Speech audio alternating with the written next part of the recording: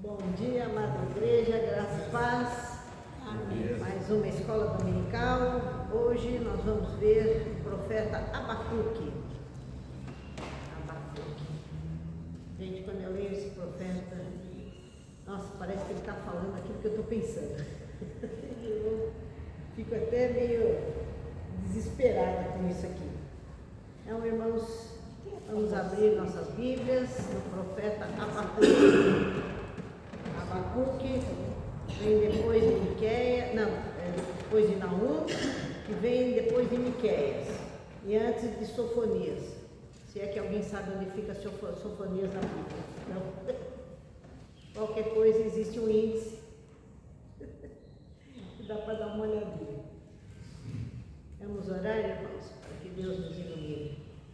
Senhor Deus, nosso Pai, te agradecemos, Senhor, por este momento na tua presença, Pai, que podemos falar um pouco mais de ti e aprender um pouco mais de ti, Senhor.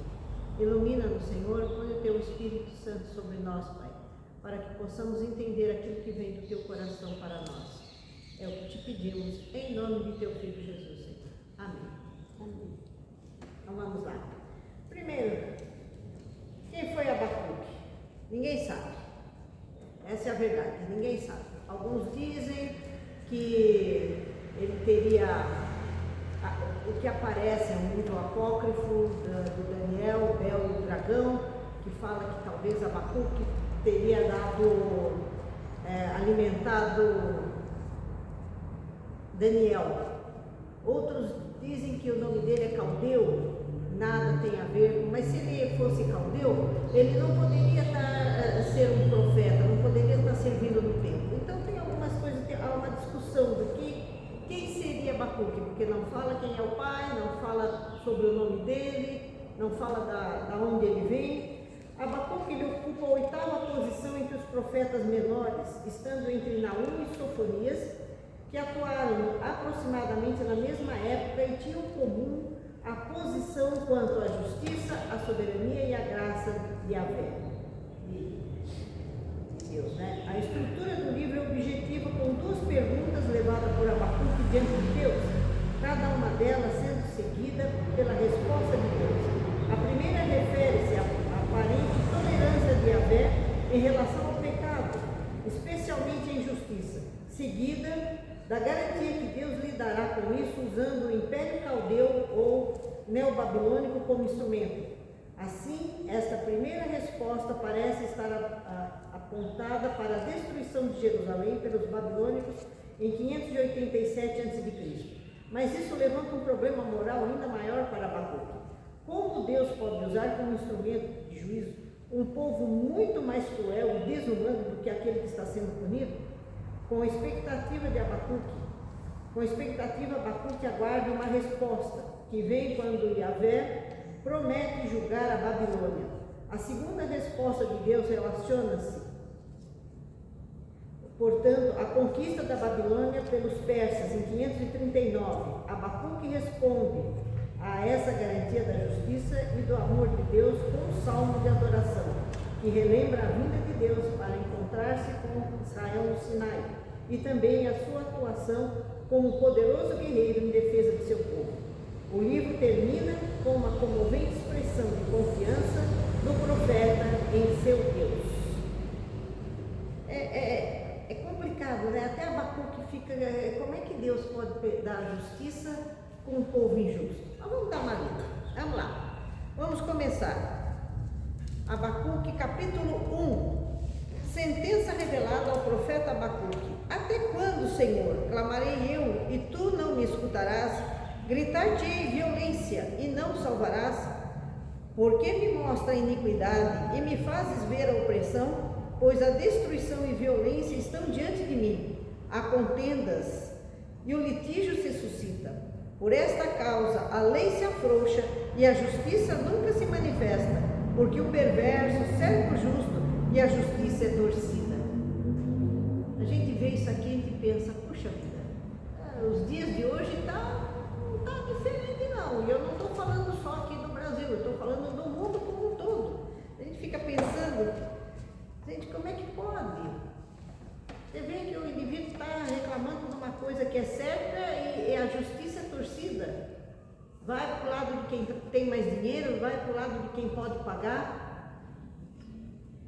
E aí, a resposta: vede entre as nações, olhai, maravilhai-vos e desvanecei, porque realizo em vossos dias obra, tal que vós não crereis quando vos for contada.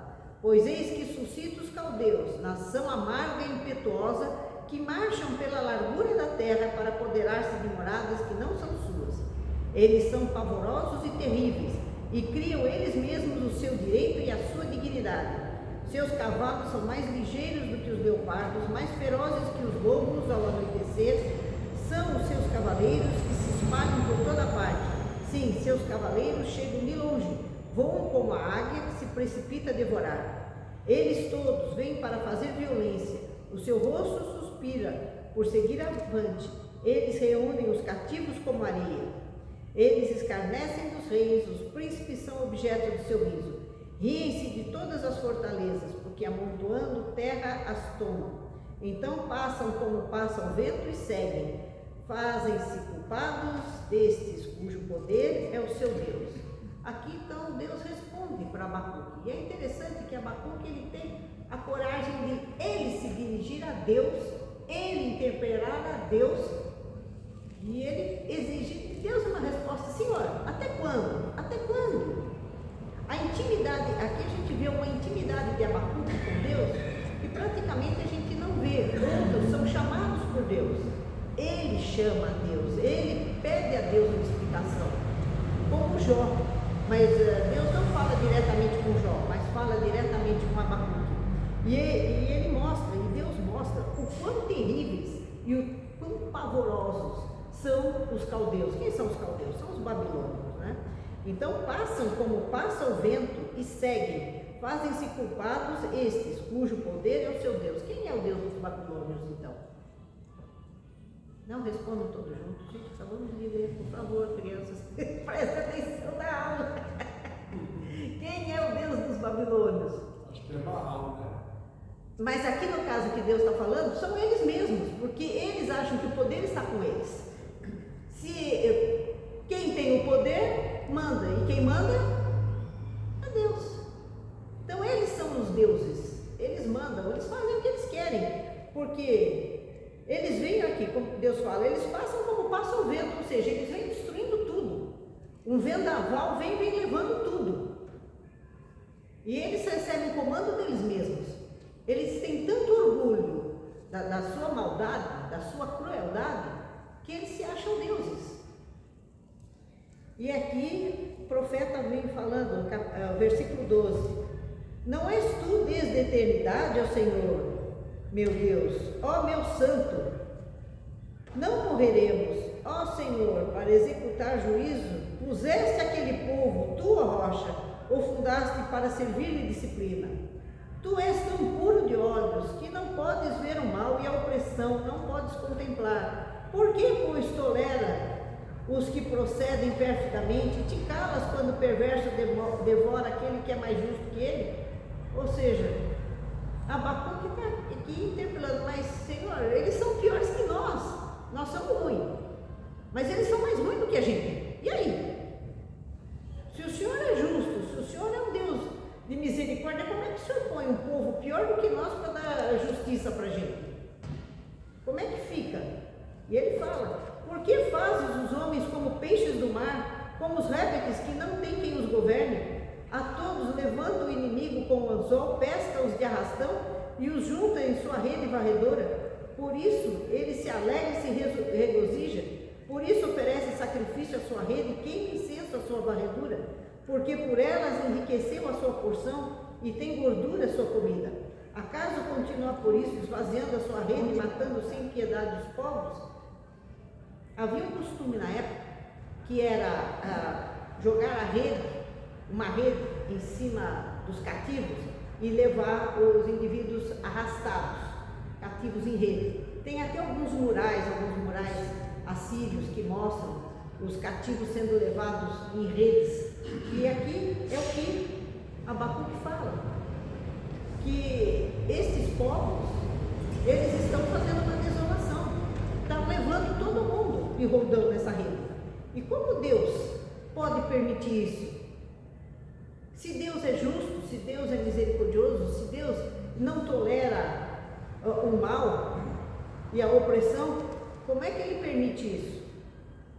Aí capítulo 2, a resposta do Senhor: por-me-ei na minha torre de vigia, colocar-me-ei sobre a fortaleza e vigiarei para ver o que Deus dirá e que resposta eu terei à minha queixa. O Senhor me respondeu e disse: escreve a visão, grava sobre tábuas, para que possa ler até quem passa correndo, porque a visão ainda está para cumprir-se no tempo determinado, mas se apressa para o fim e não falhará. Se tardar, espera, porque certamente virá, não tardará. Eis o soberbo, sua alma não é reta nele, mas o justo viverá pela sua fé. Assim como o vinho enganoso, tão pouco permanece o arrogante, cuja gananciosa boca se escancara como sepulcro e é como morte que não se farta. Ele ajunta para si todas as nações e congrega todos os povos. Não levantarão, pois, estes contra ele um provérbio, um dito zombador, dirão: ai daquele que acumula o que não é seu, até quando? E daquele que a si mesmo se carrega de penhores.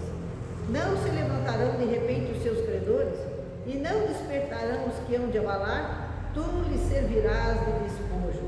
Visto como despojaste a muitas nações, todos os mais povos se despojarão a ti, por causa do sangue dos homens e da violência contra a terra, contra a cidade e contra todos os seus moradores. Ai daquele que junta em sua casa bens mal adquiridos, para pôr em lugar alto do seu ninho, a fim de livrar-se das garras do mal. Vergonha maquinaste para a tua casa, destruindo tu a muitos povos, pecaste contra a tua alma. Porque a pedra clamará da parede e a trave lhe responderá do madeiramento.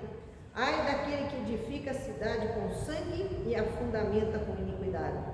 Não vem do Senhor dos exércitos que as nações labutem para o fogo e os povos se fadiguem em vão? Pois a terra se encherá do conhecimento da glória do Senhor, como as águas cobrem o mar. Ai daquele que dá de beber a seu companheiro, misturando a bebida, o seu furor, e que o embebeda para lhe contemplar as vergonhas. Será farto de opróbrio em vez de honra. Bebe tu também e exibe a tua incircuncisão. Chegará a tua vez de tomares o cálice da mão direita do Senhor. Ignomínia cairá sobre a tua glória, porque a violência contra o Líbano te cobrirá, e a destruição que fizeste dos animais ferozes te assombrará, por causa do sangue dos homens e da violência contra a terra, contra a cidade e contra todos os seus moradores. Que proveita o ídolo, visto que o seu artífice o esculpiu? A imagem de fundição, mestra das mentiras, para que o artífice confie na obra, fazendo ídolos mudos? Ai daquele que diz a madeira: acorda, e a pedra muda: desperta. Pode o ídolo ensinar? Eis que está coberto de ouro e prata, mas no seu interior não há fogo nenhum. O Senhor, porém, está no seu santo templo, cale-se diante dele toda a terra. Gente, é um juízo bem pesado, é um juízo forte, esse que Deus traz para o povo babilônico, que ele mostra aqui, que é a visão que Abacuque está vendo. Ele tem que gravar sobre tábuas. Por que gravar sobre tábuas? Porque gravar, escrever, marcar, para que todos aqueles que passam possam ver, mesmo aqueles que passam correndo. Por quê? Porque os que passam correndo estão fugindo, provavelmente fugindo dos babilônios. Ele foi o cara que inventou o outdoor. Exatamente, ele inventou o outdoor. Você passa na estrada, né? Eu passei esses dias, recente aqui, tem um monte de outdoor que um complementa o outro. Não sei se você já percebeu. Sim. Todos têm a mesma cor, o primeiro tem uma frase, o segundo tem uma outra que complementa aquela. Eu estava lendo aqui e falei, foi esse cara que inventou o outdoor. Né? Porque era exatamente isso, uma placa enorme que as pessoas pudessem passar correndo e bater os olhos e falar: nossa, é isso aí, isso vai acontecer, isso é verdade. Realmente. E bacana que a Abacuque nem pegou os direitos autorais sobre isso, né? Os descendentes dele estariam bem hoje. Mas, e seria um dinheiro honesto, né? Porque aqui ele fala daqueles que constroem sobre o sangue, ou seja, sobre aquilo que outros fizeram. Tomam, matam e zombam daqueles que trabalharam, daqueles que eram justos. E o que a gente vê hoje em dia? Bom, deixa para lá, senão vai cair essa publicação aqui.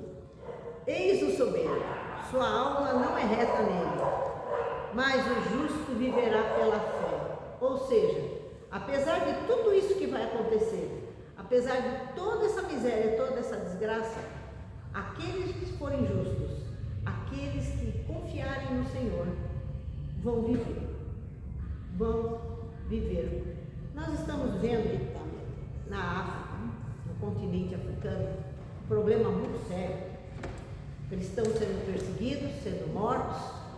Há pouco tempo eu vi a família de um pastor, foi completamente chacinada, inclusive o bebezinho de 2 meses foi morto, porque o indivíduo está lá firme na fé, e apesar disso ele está lá pregando.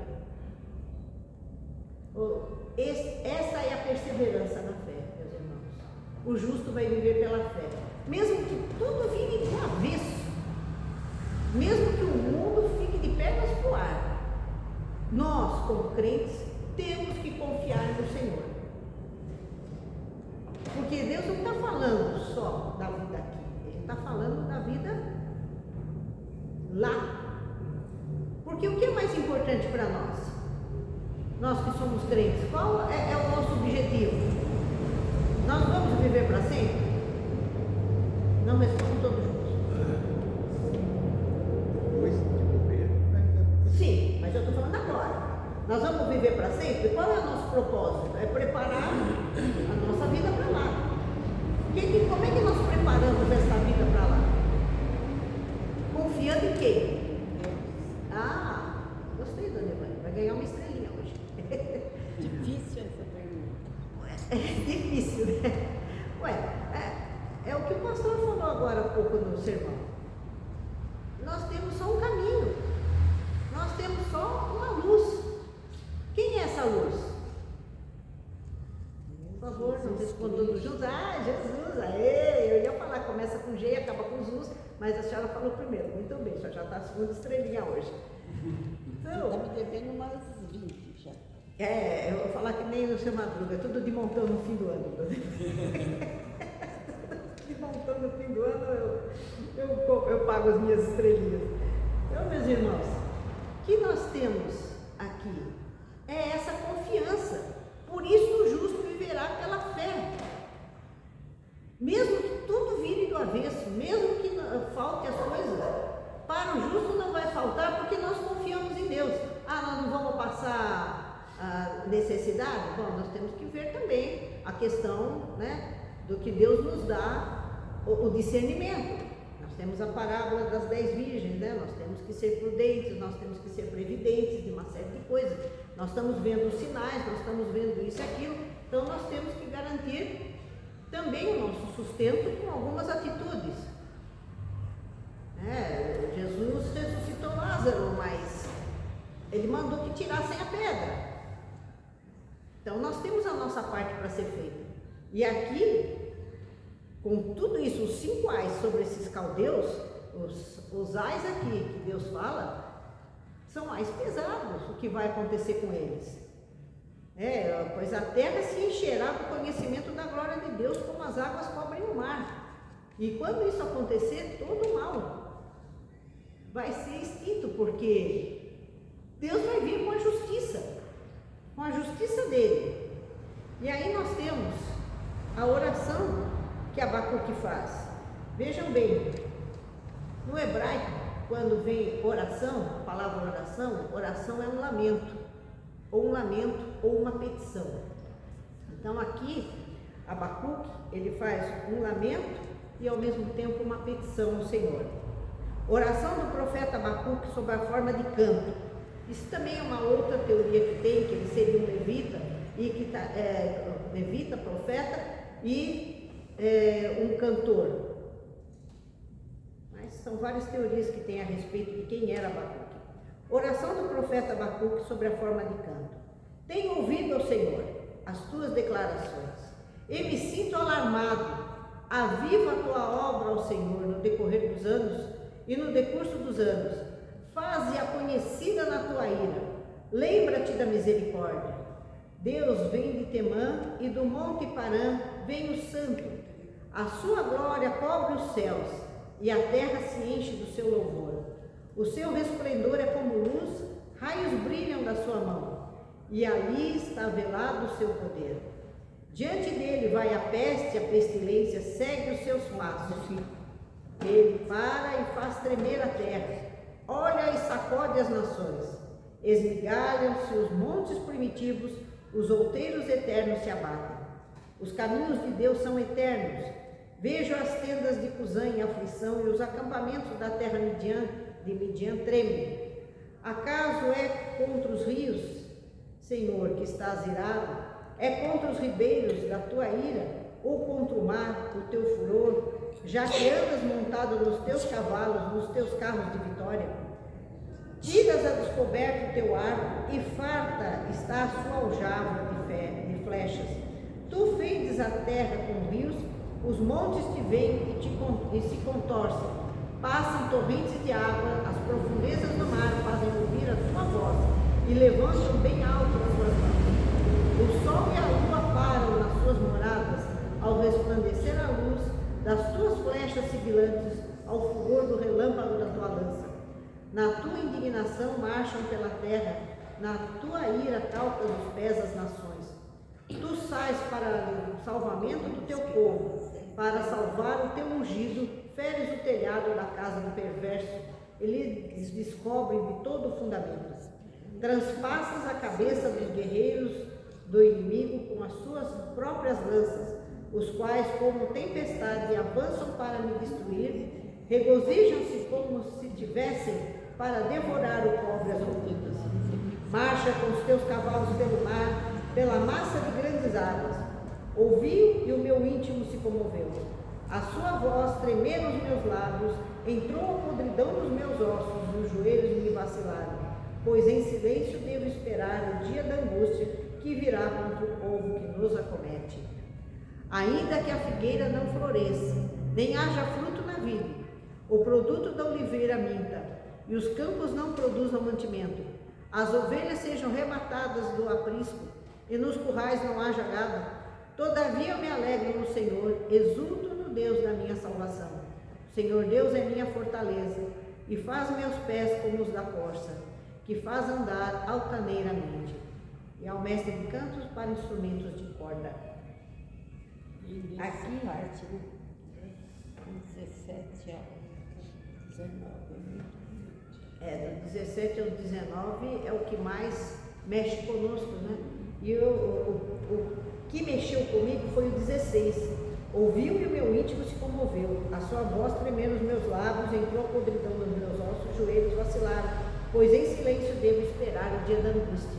Ou seja, ele sabe o que vai vir, sabe o que o povo vai passar, sabe o que vai ser feito, mas a gente tem que esperar o tempo de Deus. Por mais terrível que seja, a gente tem que esperar o tempo de Deus e ter fé, né? E ter confiança, porque vai ser tremendo. Isso serve para nós nos dias de hoje, né? Nós estamos esperando a volta do Senhor. E os tempos estão mostrando isso. Os tempos estão assim terríveis em algumas coisas. A gente olha e fala, puxa vida, não pensei que eu veria isso.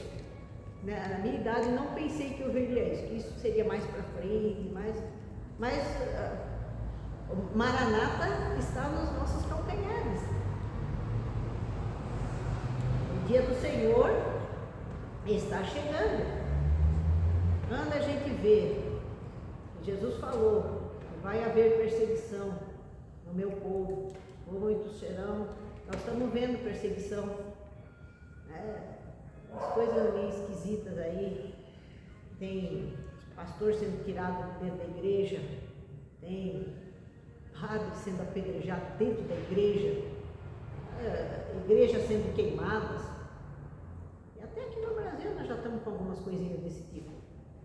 Nós estamos na Europa, na África, igrejas sendo queimadas, o povo sendo queimado, sendo morto, milhares de cristãos sendo mortos, países em que só de você ter uma Bíblia, você já é preso. É tráfico pesado você mandar a Bíblia para esses países.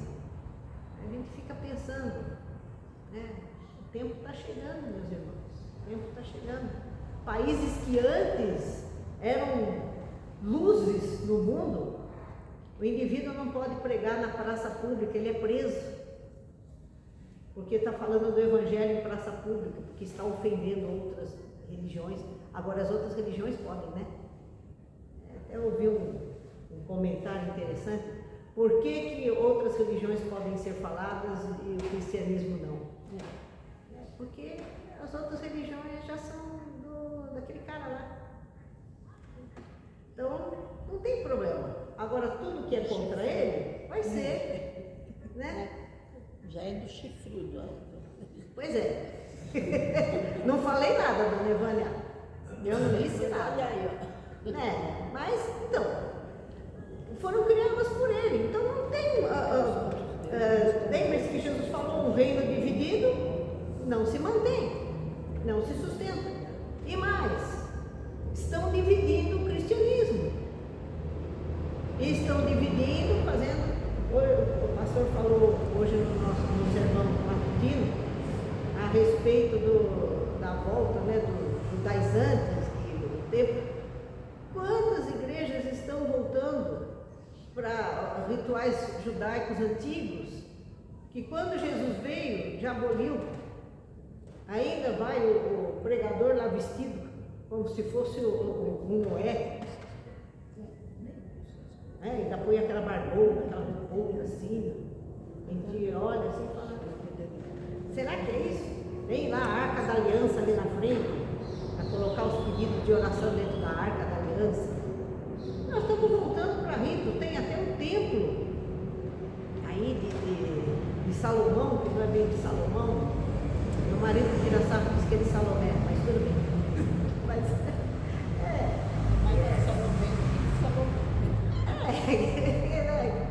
Salomé que pediu a cabeça de João Batista, né? Então, pois é, tem umas coisas aí que a gente olha e fala, nós estamos nos fins.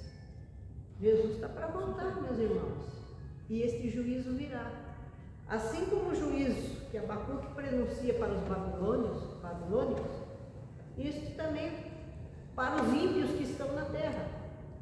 Estão falando aí de uma globalização, de um governo único no mundo todo, que vai vir uma nova pandemia e que vai, este governo único vai tomar todas as medidas e vão colocar o chip. Já tem essa história do chip na mão. Já está aí, não me trai essa teoria da conspiração, não. A Bíblia é uma teoria da conspiração há séculos. E diz que vai ter um negócio que vai pôr na mão e que vai passar e que todos vão ter que comprar e vender através daquilo lá. É isso que me preocupa, esse negócio com o chip. Não pode comprar nada sem aquilo, ele vai morrer de fome, então. Não sei, querida. Aí que está. Nós temos que confiar no Senhor. Não precisa nem do chip para fazer isso. Essa questão do chip é dispensável. Hoje em dia é dispensável. Com chip ou sem chip, se não quiser que você compre ou venda, eles não deixam. Não, O chip já está no cartão do banco já. É só bloquear o cartão do banco, pronto. Não se faz mais nada. Mas ainda temos o dinheiro em papel. Ainda temos. Mas a profecia diz que haverá esse chip. E eles estão estudando isso, estão colocando, estão fazendo testes ainda. Tem lugar que já tem. Minha filha não pegou um emprego numa academia porque ela ficou horrorizada. Que na hora de abrir a catraca, o instrutor lá passou a mão assim, ele tinha um código de barras tatuado. Ela deu meia volta e veio correndo para casa. Ela falou: mãe, eu não vou fazer isso. Eu não vou me tatuar para abrir academia, não. Isso daí não está certo. Por quê? Eu não sei se até certo ponto, estragou a vida dela. Não, ela está melhor agora. Deus providencia as coisas. Demorou um pouquinho, mas ela arrumou um emprego melhor. Mas ela ficou assustada. O cara passou lá, plim, abriu.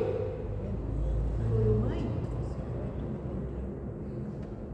quer dizer, nós estamos marcando os nossos corpos.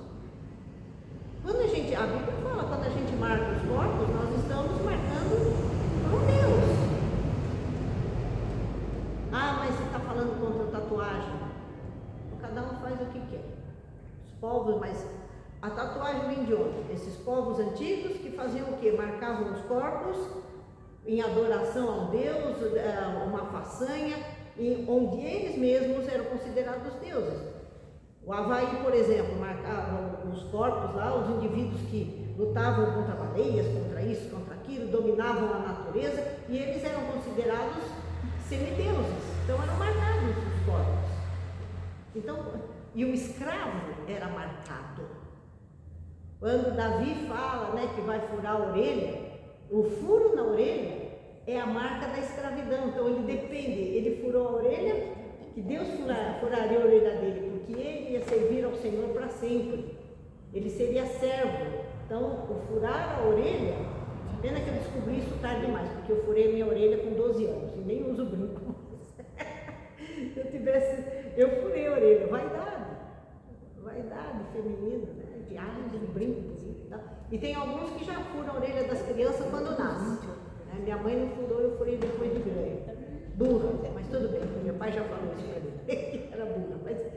Então, irmãos, quando a gente marca os corpos, a gente está mutilando. A pessoa põe o nome lá do namorado, depois desmancha o namorado, tudo bem, eu ouvi até na internet, arruma um cachorro e põe o nome. Porque não apaga mais. Agora tem tratamento, tudo bem, mas esse tratamento é caro para você tirar essa marca da pele. E quando o cara se tatua inteirinho, aí a coisa é mais complicada. A Bíblia fala que onde está o seu tesouro, está o seu coração. Mais um nome, Evânia, 3, hein? Está o seu coração. Quando a gente marca o corpo da gente, nós estamos marcando por uma devoção. Nós estamos marcando, eu coloquei o nome do meu filho aqui, que meu filho está acima de tudo. Marquei, eu marquei. Eu pus o nome de Jesus. Mas é isso que Jesus quer? O nome na pele? Você marcou o seu coração? E não adianta nada. Você marca na pele, mas não marca no coração. O nome de Jesus tem que estar marcado no nosso coração. Numa constante. Por isso que o justo viverá pela fé. Nós temos que confiar nele, mesmo se bloquear e a gente não tiver o que comer. Deus proverá de alguma maneira, meus irmãos. Ele dá discernimento para a gente. Ele não vai deixar o justo mendigar o pão. De algum jeito ele fará. Isto é o que nós temos que fazer, confiar nele, única e exclusivamente confiar nele. E aí são os nossos temores. Por isso que me chamou mais a atenção o versículo 16, Porque entrou a podridão em meus ossos e os joelhos me vacilaram, pois em silêncio devo esperar o dia da angústia, que virá contra o povo que nos acomete. Então eu tenho que ficar aguardando, orando e pedindo ao Senhor para que este dia venha e que seja sarado em mim essas minhas angústias, essa minha ansiedade. Por isso que ele termina aqui falando nessa esperança, ainda que a figueira não floresça e nem haja fruto na vide, e o produto da oliveira minta. Gente, o que quer dizer o fruto da oliveira mentira? aqui não teve, não vê fruto. Deu a flor, começou, caiu. Não chegou a vingar. Ainda que a figueira, aqui fala, ainda que a figueira não floresça, nem haja fruto nos vides. E o produto da oliveira minto, e os campos não produzam mantimento. E as ovelhas sejam arrebatadas do aprisco, e os currais não haja gado. Todavia me alegro no Senhor, exulto no Senhor da minha salvação. O Senhor Deus é minha fortaleza, e faz os meus pés como os da corça, e me faz andar altaneiramente. Essa é a missão. Nossa, a missão nossa é ter esperança em Deus e crer que o justo vai viver pela fé em Deus, pela fé no Senhor. Eu vou dar uma lida aqui na análise que a Bíblia Chat faz a respeito. O profeta filósofo Abacuque sentia-se perturbado acerca da intensa impiedade de Judá, mas em contraste com seu contemporâneo Jeremias, preocupava-se mais com a aparente relutância de Deus em julgar, do que com a falta de arrependimento do povo. Destruição, violência e desconsideração para com a lei floresciam desenfreadamente, a despeito dos ardentes apelos do profeta para a intervenção de Deus. Deus replicou a Abacuque que ele não teria de esperar por muito tempo para receber a resposta. Os ferozes e violentos caldeus babilônios seriam a vara que Deus usaria para castigar e açoitar a Judá perante os próprios olhos de Abacuque. Em lugar de suspender a carga do profeta, essa resposta aumentou, pois Abacuque se viu a braços com um segundo e mais complicado problema. Como é que Deus, cujos olhos são por demais puros para contemplar o erro, fica impassível, enquanto uma nação ímpia e sedenta de sangue engolfaria um povo mais justo que ela? E o profeta procurou um lugar solitário para esperar a resposta de Deus. A resposta é dada numa das mais grandiosas declarações da Escritura: o justo viverá pela fé, ou fidelidade. Os justos serão preservados no dia da tribulação, vistos terem dependido de Deus, pelo que também Deus podia depender deles. Retribuição súbita e certa será a proporção dos altivos invasores, que assim compreenderão a inutilidade da tirania e da vaidade e da idolatria. A resposta termina com uma ordem de silêncio universal perante o soberano Senhor. Sendo-lhe assegurado que a justiça triunfará, o profeta eleva o seu coração numa oração para que Deus opere novamente uma obra poderosa, conforme operara no Êxodo e no Monte Sinai. Após contemplar o majestoso resplendor do Onipotente, Abacuque reafirma sua confiança no Deus de sua salvação em uma das mais comoventes confissões da Escritura Sagrada. Então isto é o que Abacuque deixa para nós, a esperança, que mesmo em dias ruins, mesmo em dias maus, Deus cuida de nós, desde que nós depositemos a nossa vida nele. Existe uma contrapartida, Deus cuida, mas nós também temos que nos deixar ser cuidados por Deus e não nos levar por, como eu disse aqui, falsos ídolos, falsas imagens, porque quando a gente adora a estas outras coisas, mas eu não adoro outros ídolos. Não? Nós temos agora um novo ídolo. Eu adoro o celular. Mas tem gente que não consegue se livrar dele. Tem gente que vai até no banheiro com ele. Antigamente a gente levava revistinha, agora a gente leva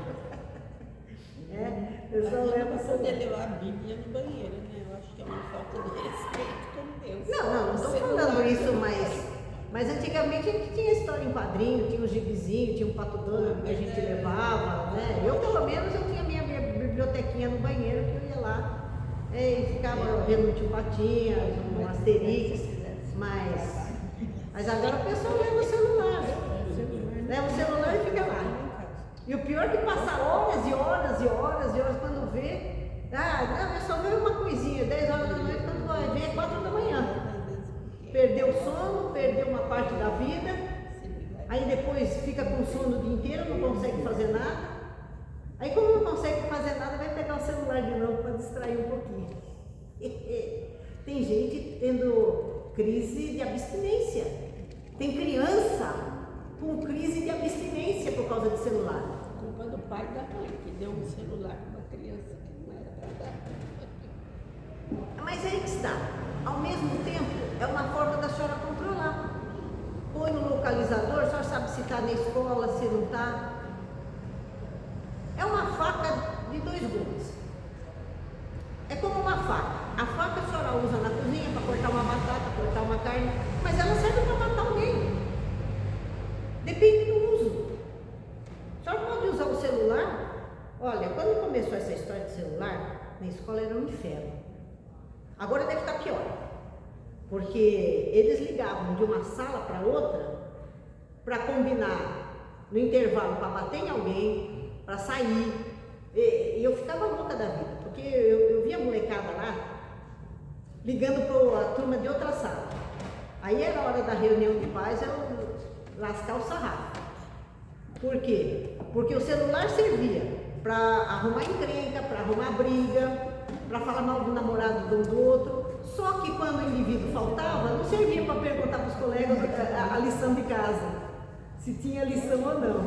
Então, tem que servir. É uma coisa útil. Gente, eu tenho mais de 1000 livros nesse meu celular. Aqui eu tenho uma biblioteca tremenda, além da que eu tenho em casa, física. E eu uso. Porém, eu também não posso ficar o dia inteiro. Tem gente que briga comigo, você não atende o telefone. Gente, sou dona de casa também. Como é que eu vou no tanque atender telefone? Ou eu faço serviço de casa ou fico no celular. E isso acaba virando um Deus. Eu vi outro dia aqui uma coisa terrível. Uma destruição, mostrou uma casa totalmente destruída, todos os aparelhos eletrônicos destruídos, espelho quebrado, até vaso sanitário quebrado. Sabe o que aconteceu? A criança teve uma crise de abstinência. Os pais tiraram o celular da criança e a criança ficou louca dentro de casa, arrebentou tudo. Pois é. Aí a senhora vai presa porque, maus tratos, aquela coisa toda, vem conselho tutelar, tal. Coitadinha, né? Pobre criança. Minha mãe já tinha resolvido do mesmo jeito que a senhora resolveria. Na própria Bíblia está escrito que às vezes é preciso corrigir a criança, usar a vara. Sim. Né? Então, desde que não desfaleça a criança, né? Está escrito também o problema. Não, claro, não é matar nem machucar nada, mas um corretivo. Em casa falar, a próxima vez que você fizer isso. Não, em casa não tinha próxima vez. Minha mãe só olhava. Minha mãe só olhava. Também aí não. Próxima vez, já não tinha próxima. Mas tem crise de abstinência, gente, igualzinho uma pessoa viciada em droga. Porque a pessoa viciada em droga, ela tem uma crise de abstinência terrível. Ela arrebenta tudo, ela tem o delírio tremens que ficam batendo as mãos assim. É uma coisa, parece fácil, mas não é. É um vício, todo vício é perigoso. Isso passa a ser um Deus para a criança. Esses dias a minha neta ficou em casa comigo. A mãe dela ficou louca da vida. A menina não pegou o celular uma vez. E a mãe ligando. Quer saber como é que tá, como é que não tá? Falei pro meu filho, esquece, porque aqui em casa ela tem muita coisa para fazer. Nós temos a Jurema para ajudar a tomar conta, tem os gatos para ela correr atrás, tem árvore, tem planta. Então nós ficamos o tempo todo no quintal. A gente fica brincando o tempo todo. E nessas brincadeiras, o que a gente faz? A gente vai ensinar. Ensinei a plantar uma batata, vamos plantar isso com a vovó, vamos ver a plantinha, vamos ver isso, ver aquilo. Ela não pegou uma vez, ela ficou das 10 da manhã às 5 da tarde e não pegou uma vez o celular. Ela esqueceu o celular, gente. Por quê? Porque ela tem uma atividade, ela tem algo útil para ser feito. Quando se confina uma criança num apartamento de grandes 20 metros quadrados, o que ela vai fazer? Nada. Não tem o que fazer, não tem serviço. Existe um ditado popular que diz: mente vazia. Oficina do diabo. Ah, agora o senhor ganhou uma estrelinha. Então, mente vazia, oficina do diabo. O diabo também está aqui. Se aqui nós podemos ter coisa de Deus, nós também temos coisa. Depende do que se vê.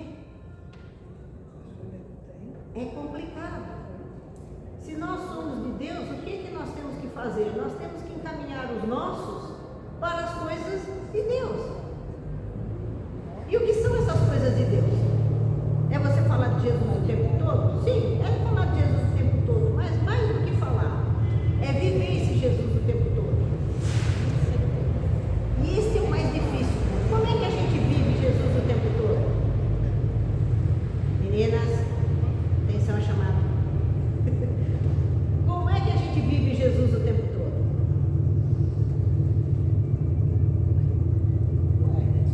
Ué. Como é que a gente vive Jesus o tempo todo? Fazendo o que ele nos mandou, obedecendo e lendo. Mas como é que a gente transmite isso para uma criança? Isso é. Ué, parece normal, mas quando a gente pega e faz a pergunta, aí a coisa entorta. Não, sim. Ensina cada detalhe, cada coisa, você vai mostrando para ela. Além da situação. Não foi satisfatório isso. Então dá assunto que nós não vamos adivinhar. Porque eu estou curiosa. Realmente é nesses detalhes do dia a dia, mostrar o que é certo. E o que é certo? Ajudar a mãe a arrumar a casa, deixar suas coisas em ordem, porque Deus não é um Deus de caos. Deus é um Deus de ordem e organização. Então, criança que joga as coisas, joga o brinquedo para todo lado. Ah, não, deixa que eu vou lá e cato. Você não está tendo uma atitude correta. Ela jogou, ela tem que catar. Ela tem que cuidar. Mostrar. Ah, tem bicho, nós temos que cuidar dos animais. Senão não tem. Se você não quer cuidar, a gaiola da Jurema está suja, então vamos tirar a Jurema, vamos limpar. A Jurema está numa fase agora perdendo pena, está difícil, ela fica só na gaiola, então vamos dar comidinha para ela na gaiola, que é o que ela quer. Ensinar o amor às coisas de Deus. Tem as plantas, Deus, está nascendo, vai lá ver, a batata já está com aqueles brotinhos. Vamos plantar? Vamos valorizar, vamos plantar, vamos ver como é que fica daqui a alguns dias, vamos. Ensina a cuidar. Isto, Deus cuida de nós. Deus deu o mundo para a gente cuidar. Se nós não ensinarmos isso, gente, o leite da vaca não vem do supermercado. A criançada hoje em dia não sabe. Acha que o leite vem da caixinha. Não sabe que tem uma vaca que precisa dar comida para ela, que ela tem que tomar remédio. Eu tenho um passarinho que teve um AVC. Vocês sabiam disso, que passarinho tem AVC? Pois é, eu fiquei sabendo depois que ele teve. Ele fica assim na gaiola. Ele já faz 1 ano que eu estou achando que ele vai morrer. Mas eu dou comidinha para ele, tem que deixar lá a comida fresca, tem o grãozinho para ele, a aguinha, troco, limpo a sujeirinha dele, tudo. Ele vai morrer, ele está lá. Não adianta levar para a veterinária, porque a veterinária falou, só do transporte ele pode ter uma síncope e morrer. Tem que cuidar. Isso eu tenho que ensinar para minha neta. Não é porque ele está doentinho que eu vou jogar fora. Que muita gente faz isso, o animal fica doente e o que faz? Põe na rua. Porque quando você ficar doente, ficar velho doente, o que você ensinou para ele? Para o seu neto? Que você pode ser jogado na rua também. Então, ter Deus, mostrar Deus para uma criança não é só falar, é a gente agir como Deus agiria. Cuidar, porque Deus cuida. Nós temos que cuidar. Ensinar a criança a cuidar com amor. Ah, eu tenho obrigação. Se você tem um animal, você tem obrigação. Você tem planta, você tem obrigação.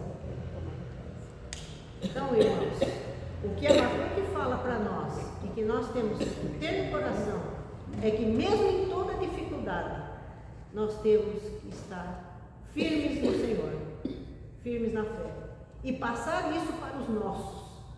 Passar isso, essa confiança, que mesmo na dificuldade, nós temos que trabalhar para o Senhor e estar com o Senhor no nosso coração, sempre.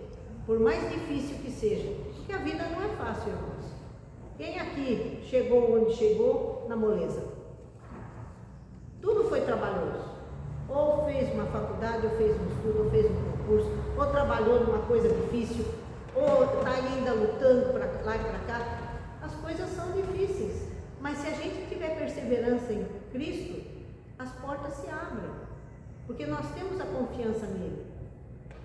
Ele vai abrir para nós o que há de melhor, mesmo que demore. Nós temos que confiar nele, mesmo que os meus ossos, a podridão chegue aos meus ossos e os meus joelhos vacilem, pois eu devo esperar o dia da angústia que virá contra o meu povo em silêncio, mas na confiança dele, e ainda que não floresça a figueira.